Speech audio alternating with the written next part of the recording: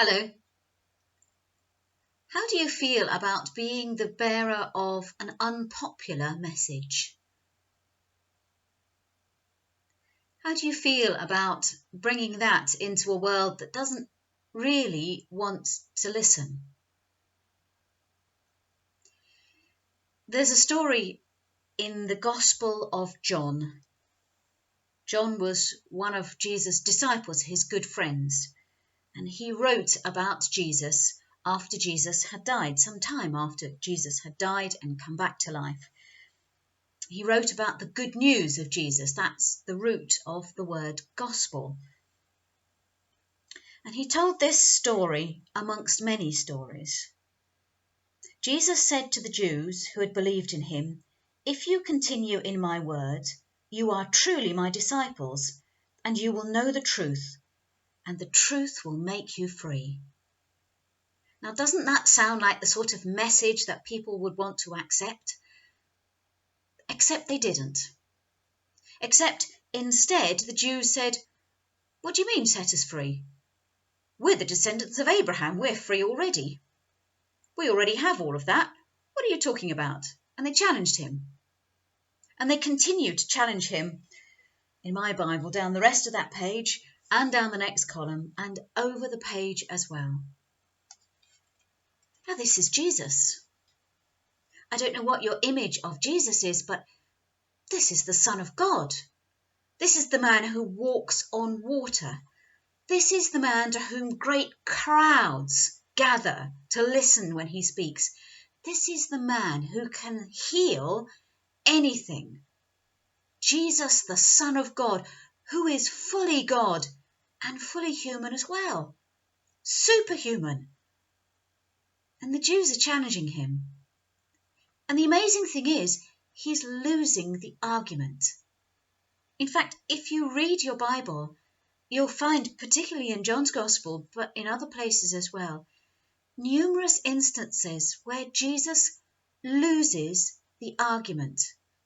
Not because he isn't in the right, but because people are unwilling to listen and to hear. Sometimes we're frightened about bringing the message that we know we have, because we know that people are unwilling to listen and to hear. But be encouraged. Jesus engaged in that argument. He didn't win it. In fact, in this instance, in chapter 8, he didn't win it.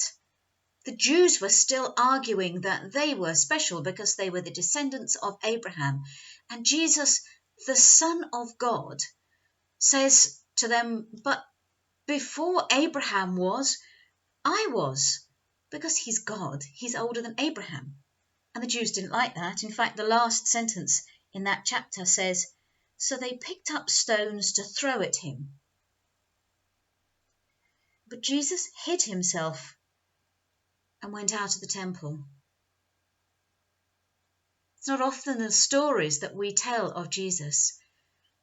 When we in the West think of Jesus, when we imagine him, when we portray him, in Western art, he's often tall and handsome by Western standards. Maybe he has a halo around his head.